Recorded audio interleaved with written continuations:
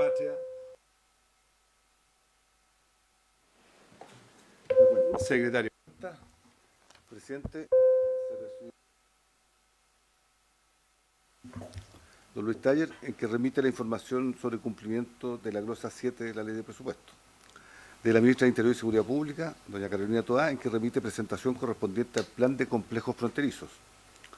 Y de la Comisión de Seguridad Ciudadana de la Cámara de Diputados, en que envió un oficio solicitando colocar en tabla y dar tramitación al proyecto que modifica la Ley 21.325 de Migración y Extranjería para tipificar el delito de ingreso clandestino al territorio nacional, que se encuentra en esta comisión.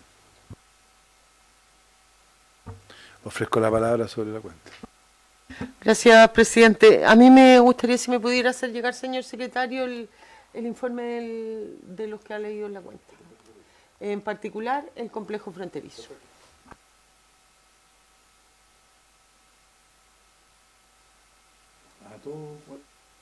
Como dinámica siempre hay que mandar. No, sí, pero yo pediría lo siguiente, pedirle un favor, como hay varios miembros nuevos. Sí, pero es que lo que les pido verificar, porque hay un correo institucional y normalmente hay un correo que es el que usa. Yo, en mi caso, yo no uso el institucional, lo usa mi secretaria. Entonces, a los dos, pero en el fondo. Y también en muchas comisiones se agrega el WhatsApp, para que nadie pueda decir después que no le llegó. Buenas tardes, socio. Lo he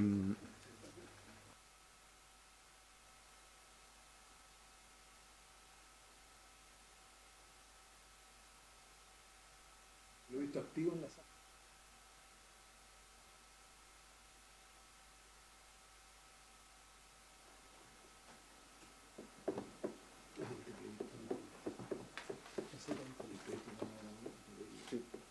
En cuanto a la tabla, la idea es iniciar el estudio de las modificaciones del proyecto de ley en segundo trámite constitucional que modifica diversos cuerpos legales en materia de transparencia, fiscalización y probidad de las corporaciones municipales y organizaciones funcionales correspondientes a los boletines 14.594.06 y 15.523.06 refundidos. Recuerdo a la Comisión que la idea matriz del proyecto es permitir que la Contraloría General de la República fiscalice la gestión municipal, sus corporaciones y fundaciones y a las instituciones privadas con o sin fines de lucro que reciban aportes, subvenciones, traspasos directos, licitaciones o fondos públicos de cualquier tipo de parte de municipalidades, gobiernos regionales o en general del Estado. Se encuentra presente el señor ministro y doña Valeria Lubert, del Ministerio de Secretaría General de la Presidencia.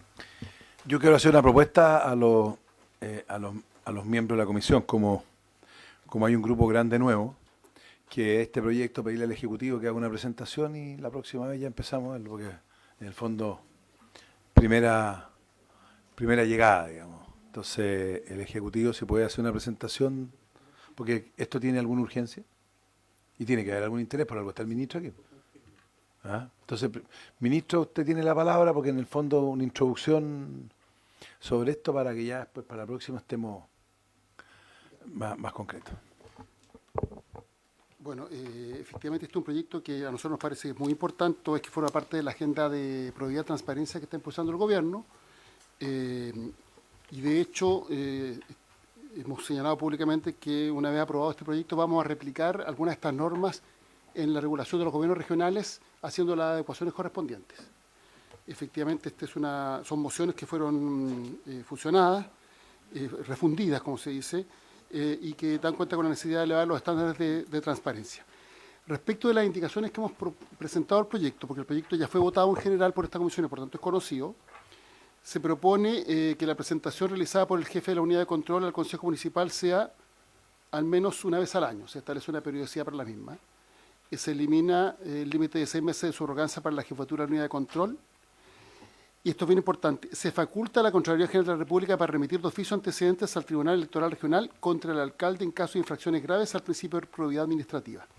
Lo que ocurre actualmente es que el proceso de sanción a un alcalde solo se puede establecer cuando hay una mayoría calificada del Consejo que presenta los antecedentes al Tribunal Electoral Regional.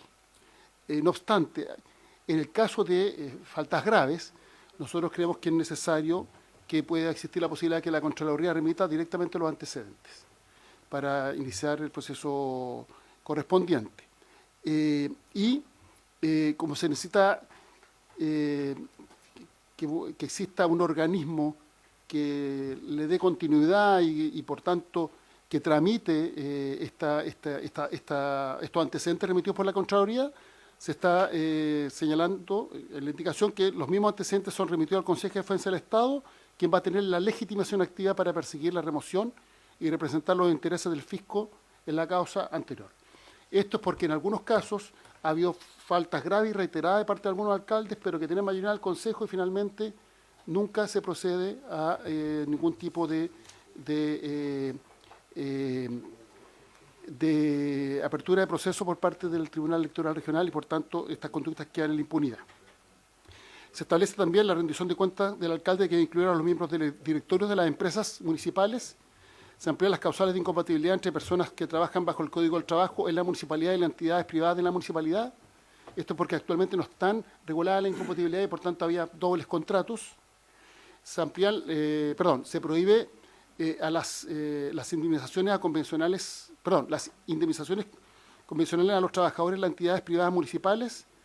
Se aplican las normas de probidad, incompatibilidad y lobby a las asociaciones municipales, porque actualmente lo que existe es que existe una normativa que es muy restrictiva y rígida respecto del municipio propiamente tal, pero no se aplica la misma normativa respecto de las asociaciones municipales, y creemos que al ser financiadas estas asociaciones con dineros municipales deberían tener restricciones de la misma naturaleza, porque finalmente se podrían generar los mismos conflictos de interés. Se realizan algunas correcciones de redacción, se limita la contratación a personas de horario en los 90 días anteriores a las elecciones municipales, salvo acuerdo de 2/3 del Consejo, porque también es una práctica recurrente que previo a la elección algunos municipios aumentan sus contrataciones de honorario y que después disminuye una vez que se realiza la elección, lo que da cuenta que podrían ser contratados con una finalidad distinta, que es para realizar trabajos propiamente del municipio, que podrían ser utilizados con fines electorales. Entonces, se establece este límite, pero de todas maneras una mayoría calificada del Consejo podría autorizarlo, porque pudieran siempre haber casos justificados. Y lo que se propone es que haya una planificación del municipio en caso de que sea necesario este tipo de contrataciones para que no se realicen en periodos electorales. Se realiza una adecuación del financiamiento de las organizaciones comunitarias en relación al proyecto general de transferencias, que es otro proyecto que presentó el gobierno, que forma parte de la agenda de probidad, que se está tramitando actualmente. También se presenta una nueva gradualidad en la entrada en vigor del plan de integridad, que después vamos a explicar el detalle. Se presenta un nuevo artículo transitorio para la nómina de la subrogancia del jefe de la unidad de control interno, y hay varias correcciones formales, como señalé anteriormente, como la eliminación de la mención a las organizaciones comunitarias con participación municipal, la denominación de las auditorías externas, entre otros. En definitiva, se hacen pequeñas correcciones y se refuerza el sentido de la norma. Muchas de estas indicaciones fueron conversadas en la Cámara de Diputados, pero para tramitar con celeridad se aprobó el proyecto tal cual venía, pero nosotros asumimos el compromiso de presentar estas indicaciones en el segundo trámite constitucional, y muchas de estas indicaciones recogen también las sugerencias que realizó o recomendaciones que realizó la Contraloría General de la República, que también tuvo un rol muy activo en la tramitación de este proyecto. Eso respecto a las indicaciones, presidente. Muchas gracias. Ofrezco la palabra. Señor Kuchel.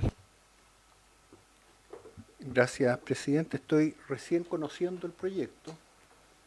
Estoy nuevo en esta comisión y me parece una ley fundamental, considerando la situación financiera de muchas corporaciones municipales, particularmente en mi región, en especial en Chiloé, donde de 10 comunas hay 9 que tienen corporaciones municipales en pésimo estado financiero, y a veces incide en el estado patrimonial de los municipios, y a veces municipios que, como el caso de Puerto Montt, que no tienen corporación municipal, han vendido muchas propiedades, mucho patrimonio, para no endeudarse. Bueno, y ahora, de frentón, están con déficit de 17.000 millones anuales, en circunstancias que tenían superávit. Desconozco cómo chocamos contra las paredes cuando se advierte que viene una dificultad. Por ejemplo, en el caso de Ancud, la educación está dimensionada para que 350 profesores atiendan 8.000 alumnos, en este momento están atendiendo solamente 1.900. Cuando empieza a caer el alumnado se ve que la situación se va a agravar financiera. Uno lo advierte, pero nadie hace caso, nadie toma ninguna medida, no actúa ninguna superintendencia, estamos llenos de superintendencias, no actúa ninguna. La Contraloría, el Consejo de Defensa del Estado, los concejales y el sistema de auditorías internas y externas. Encuentro que es pésima la gestión y a cada rato se suben los impuestos y al final si suben los impuestos, suben o bajan los precios. ¿Quién paga eso? Así es que me falta cantidad de información, señor presidente. No sé si podríamos tener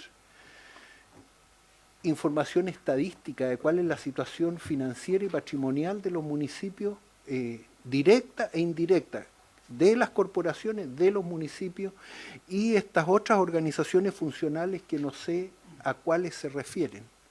Gracias, presidente. Senadora Luz. Gracias, presidente. Yo solo tengo dos consultas al ministro por su intermedio, presidente. Una, creí entender que dijo que se prohibían las indemnizaciones de común acuerdo con los trabajadores o algo así. O sea, estamos modificando el Código del Trabajo. Yo quisiera saber la razón de eso. Me imagino conocer algunas, ¿no es cierto? Pero de repente puede ser peor porque generalmente cuando hay indemnizaciones conversadas son menores a las indemnizaciones legales que hay que pagar frente a un despido. Y sí debiera incluírsele precisamente la cláusula de cuando tú te vas de un servicio público y recibes una pega, o sea, una plata, no puedes volver a trabajar en nada público por 5 años. A lo mejor eso sería mejor que prohibirla. Y cuando dijo que iban a presentar un proyecto de ley que replicara estas normas en los gobiernos regionales, se refería a las corporaciones de desarrollo regional, un poco para que sea la norma equitativa. Gracias, presidente. Respecto de sí, el sentido de esta prohibición es que una práctica que lamentablemente se ha extendido es que se contrata por Código del Trabajo y se establece una indemnización sin tope como una forma de generar una especie de inamovilidad de ese trabajador. A todo dentro. Entonces, hay un alcalde de un determinado signo, contrata una serie de personas y dentro de ellos algunos le establecen una indemnización sin tope, de manera tal que si el día de mañana viene un alcalde de otro signo distinto, o incluso otro alcalde, aunque sea de la misma coalición, pero que tiene, o del mismo partido, pero que tiene ideas distintas, le sale tan caro pagar esa indemnización que se genera por esa vía una especie como de inamovilidad y por tanto esas personas no pueden ser desvinculadas. Ya, eso es básicamente lo que se pretende. Y respecto a lo segundo, este proyecto se refiere a probidad municipal en general y se incorporaron ciertas normas referidas a corporaciones municipales. La idea es básicamente replicar esta misma, o sea, las mismas restricciones que hoy día se están estableciendo para las municipalidades, establecerlas para los gobiernos regionales, entendiendo que, claro, hay cierto nivel de especificidad, pero el principio es el mismo.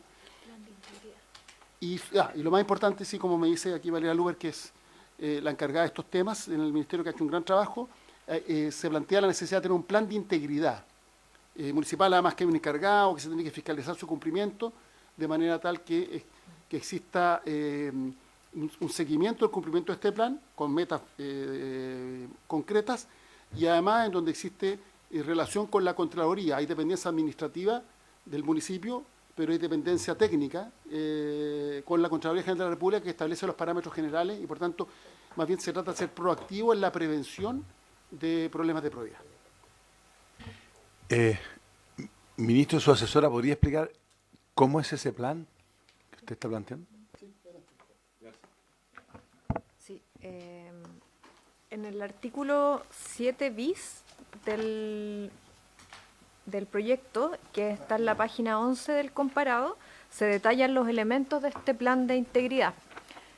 Y esos componentes son un manual de prevención de delitos, una matriz de riesgo de la ocurrencia de dichos delitos, una política de integridad pública y anticorrupción, un código de ética, un canal de consultas y denuncias con reserva de identidad y un procedimiento de rendición de cuentas. Estos son los componentes de un plan de integridad y luego el proyecto señala ciertos roles. Va a haber un encargado de dar ejecución y monitorear este plan y por otra parte a la unidad de control se le entrega el rol de control, fiscalizar que aquellos instrumentos existen, que cuentan con los requisitos mínimos y que las actividades relacionadas con ellos se realizan de acuerdo a lo planificado. En el proyecto también se contempla que este plan de integridad tiene que elaborarse por el alcalde con acuerdo del consejo y en las normas transitorias se señala una gradualidad para que los municipios vayan adoptando estos instrumentos. Se distingue entre dos grandes grupos de municipios, dependiendo de su tamaño y de su desarrollo, y para eso ellos contarán con el apoyo técnico, la asistencia técnica del Ministerio del Interior a través de la Subdere y de la SECPRES a través de la Comisión de Integridad. Una pregunta, perdón. ¿Esto es una moción del gobierno? ¿Esto de este plan? Porque, perdón, pero esto es como un manual, es un plan para no robar. No tengo idea, porque si metes la mano te corto la mano, no tengo idea. O sea, yo creo que al revés. Pues, sí. En el fondo, hoy día hay una serie de leyes que rigen el sector público y ¿cómo vas a hacer tú un manual para no, la verdad es que no lo entiendo. Le ofrezco la palabra, señor Bonich, y después a Ana Luz. Gracias, presidente. Creo que este proyecto es bastante interesante en cuanto a que se hace cargo de un problema grave que ha vivido nuestro país en relación particularmente al tema de las fundaciones y la eventual corrupción que puede haber involucrada.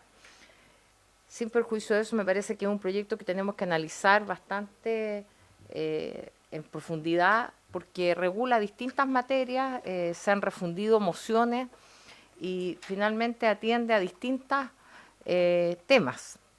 Yo fui jefa jurídica del Ministerio de Justicia hace unos pocos años y de ahí dependía el Departamento de Personas Jurídicas que tiene que fiscalizar a las fundaciones. Y la verdad es que en ese tiempo eran 10 funcionarios, creo que ahora son 6. Es difícil que nos hagamos cargo de todas estas obligaciones que aparentemente se van imponiendo a los organismos en cuanto a mayores controles. Por lo tanto, también creo que hay que abordar esto con una perspectiva realista de cómo el Estado se va haciendo cargo de normas que finalmente terminan en letra muerta. Coincido con lo que ha planteado usted, presidente, que esto es como un manual de malas prácticas convertido en una ley. Entonces, si estamos presumiendo la mala fe, también es un problema. Por lo tanto, lo que yo propongo en concreto, presidente, es que trabajemos, así como lo hacíamos en la Comisión de Seguridad, con nuestros asesores que puedan hacer y hacer separar lo que son las indicaciones en materia, por ejemplo, de fundaciones, en materia de municipales, que vayamos haciendo paquetes de manera tal de poder analizarlas y que vayan avanzando los asesores antes de las sesiones, porque en realidad es un proyecto que es muy importante y que debiéramos verlo con toda su complejidad en forma bien ordenada. Gracias, presidente. Un comentario antes de darle a la luz, complementando eso. Nosotros aprobamos el año pasado aprobamos la ley de compras públicas y ahí se incorpora, creo que a las corporaciones municipales. Entonces hay que ver que esto tampoco sea, sí, no se mezcle esto. Señores. Presidente, voy a ir a defensa, que estoy... Gracias, presidente. Muy breve, porque ya lo señaló usted y lo señaló también la senadora Bodanovich.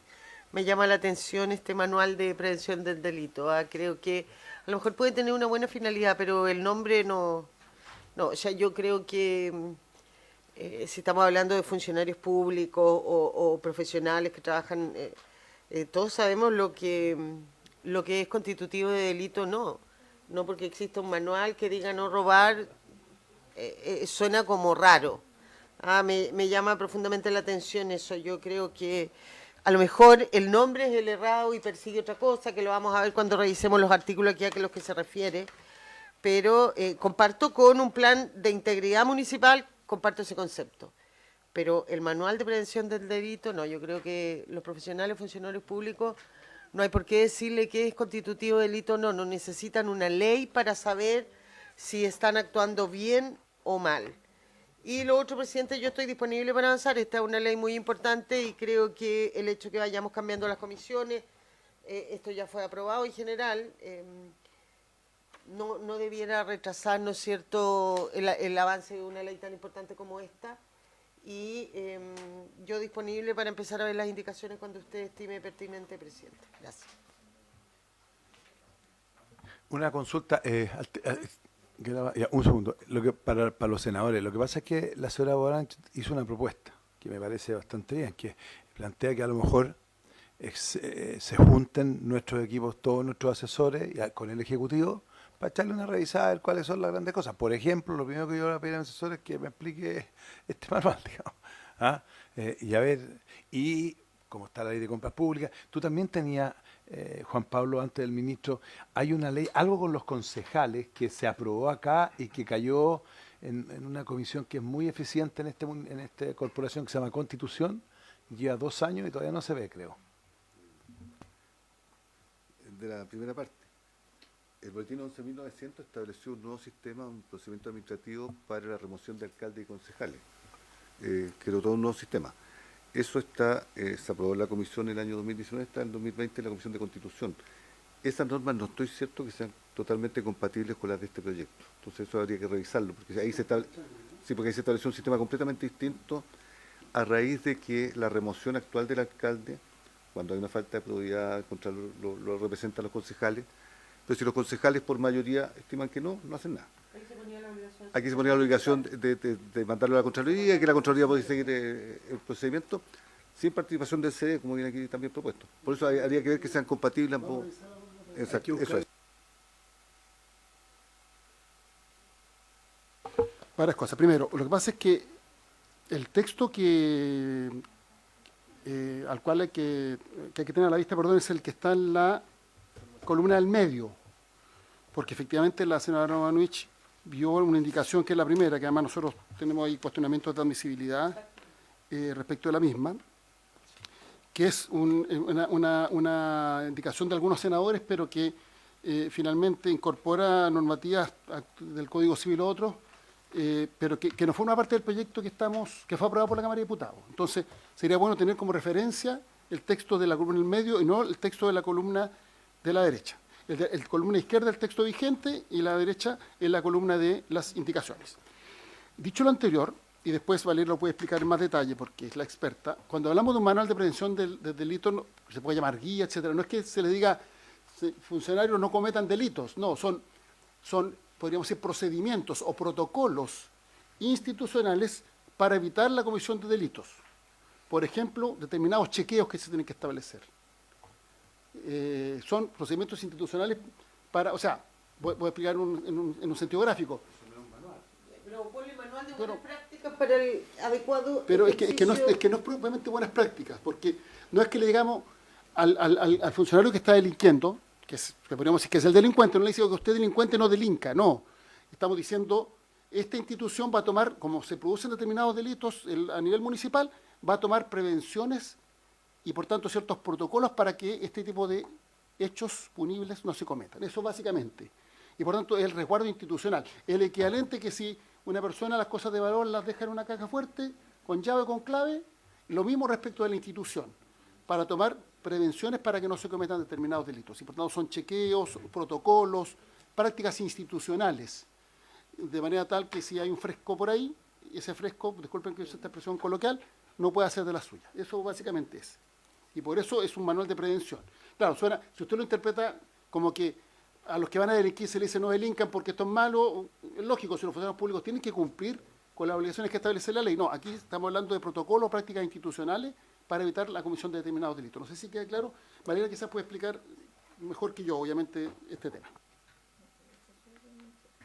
Solo complementando lo que señaló el ministro, efectivamente quizás el nombre manual es algo como poco usual en las normas de derecho público, pero esta denominación es una denominación técnica que ya recoge nuestra legislación en otros cuerpos legales. Por ejemplo, cuando se habla de la responsabilidad de personas jurídicas, este es un concepto técnico que se utiliza para hablar de compliance, que tiene que ver con la prevención de la ocurrencia de los delitos. En empresas se usa todo el tiempo y en el fondo son protocolos, guías, como explicaciones para poder prevenir la ocurrencia de ciertos delitos. No solo si usted hace esto, esto es un delito y tiene tal pena, sino en qué casos hay una alerta que alguien puede ver siendo testigo de una conducta que probablemente detrás de ella existe la comisión de un delito y cómo ir previniendo como checklist y también protocolos.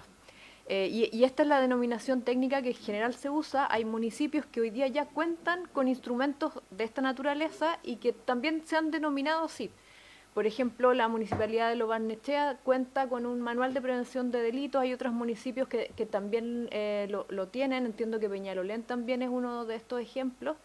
Y que, claro, es la denominación como técnica. La palabra. ¿Qué validez legal tiene un manual que puede hacer un municipio? De autos, sí, los delitos son delitos. Yo creo, a ver, yo puedo tener un manual en una empresa privada, sí. Pero nosotros tenemos un estatuto administrativo, etcétera, que se define. Sí, nada más. Con eso basta. Con el manual interno. Estoy hablando de un manual. Permiso, presidente, si la municipalidad dicta un manual, se lo notifica a los funcionarios, pasa a ser una obligación municipal cumplir con ese manual. Ahora, son instrucciones. Las municipalidades hablan a través de decretos, reglamentos instructivos y ordenanza.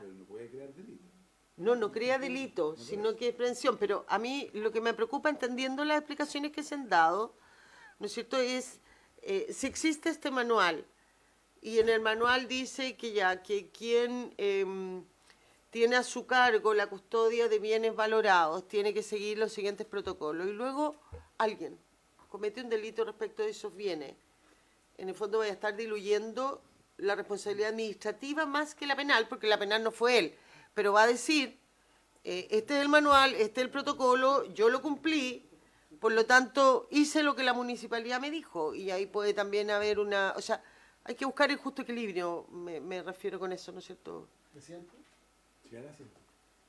Primero aclarar que el manual no tipifica delitos. No. Los delitos están tipificados en la ley. En el Código Penal. El manual establece protocolos para prevenir delitos.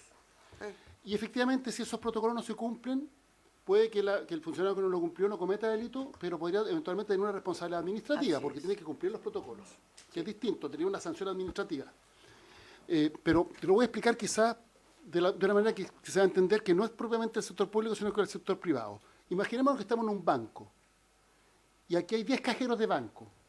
Los bancos tienen protocolos respecto cuando se abren las cajas, cuando se cierran las cajas, hay un jefe que revisa, tienen ciertos códigos para ingresar la documentación, para ingresar la información, tienen que entregar comprobantes y tienen que cuadrar la caja a la entrada o salida, a un supermercado. Tienen que le pasan tanta plata en efectivo para dar vuelto y tiene que después rendir cuenta de cuánta plata entró, etcétera. Es un protocolo que establece el banco para evitar que le roben plata, que haya un hurto o lo que sea. Ya. Es lo mismo respecto al sector público. Hay prácticas que tienen que ver con ciertos documentos que se tienen que emitir anteriormente, la forma en la cual se archivan los documentos, que se ingresa la información, el registro contable que se va realizando respecto a las distintas actividades. Eso es lo que entendemos como una guía o un manual. Ahora, ¿por qué cada municipio lo tiene? Porque cada municipio lo tiene de acuerdo a sus necesidades. No es un manual el mismo para todos los municipios. Se pueden replicar buenas prácticas de un municipio a otro, no cabe duda. Un banco no inventa estos mecanismos. El banco sabe la experiencia que tiene el propio banco para atrás, sabe lo que hace la competencia, y hay empresas que se dedican a elaborar protocolos de prevención de delitos para los bancos, sobre experiencia acumulada. Pero, insisto, esto no tiene que ver con los delitos. Los delitos los tipifica la ley, el manual no va a tipificar un delito. No, un manual no puede tipificar un delito, por tanto no puede establecer una sanción. Sí puede establecer una obligación o un protocolo para un funcionario para evitar delitos, y si ese funcionario no cumple los protocolos o las instrucciones correspondientes, podría eventualmente tener responsabilidad administrativa. No penal, pero administrativa, por no haber tomado los resguardos que establece este manual. No sé si se entiende el punto. Eso. Eso se llama burocracia. Senador Kuchit. Presidente, los casos que yo conozco de problemas financieros de las corporaciones municipales no son en su mayor parte por delito. A mi juicio es por inoperancia, incapacidad administrativa. Se prenden diversas luces, nadie hace caso, siguen sentados, operando como si todo fuera normal, y de vez en cuando, cada 2 o 3 años, piden un traspaso de fondos. Y si tienen suerte, siempre tienen suerte, se traspasan estos recursos directa o indirectamente de distintas fuentes, y seguimos con lo mismo, hasta que los problemas alcanzan situaciones increíbles, increíbles. Eso es lo que me preocupa, ni siquiera que se cometan delitos, es la inoperancia, la incapacidad de la gestión, de ver lo que va a pasar el próximo año, el subsiguiente, si es que en vez de 8.000 alumnos vamos a atender solamente 2.000, por ejemplo, o 1.000. ¿Qué pasa? ¿Qué pasa con toda esa estructura? No se puede financiar. Entonces piden financiar, digamos, por la estructura existente que no atiende a nadie. Y está prohibido generar colegios particulares, etcétera, etcétera. Entonces se generan situaciones enormes. Ahora agréguele la cantidad de personas que han llegado a mi región, que con el censo lo vamos a saber, la cantidad de campamentos, en fin, y estas corporaciones debían atender eso y no tienen ninguna flexibilidad, ninguna capacidad. Cada cierto tiempo lloran por más recursos y nada más. Esa es la gestión. Eso a mí me parece inapropiado y por eso creo que la superintendencia, la subsecretaría, no sé quién, no hace su trabajo y no lo hace por décadas. Esa es mi preocupación. No tanto que sean delincuentes o bandidos los que están ahí. Gracias, presidente. Bueno, la verdad es que aquí hay varias tareas para los equipos técnicos. Poder trabajar, porque podemos tener tiempo para estudiarlo y que los equipos técnicos se junten con el ministerio, como habíamos acordado, para darle... Y ver también, Juan Pablo, tú puedes ayudar porque hay proyectos que tienen ciertas relaciones que están archivados, entonces hagámoslo. Ministro, usted da las instrucciones para que... Sí, se ponen de acuerdo ahora. Sí, sí, perfecto. Todos los artistas. Exacto, sí. ¿Estamos entonces? Habiéndose cumplido el objetivo, se levanta.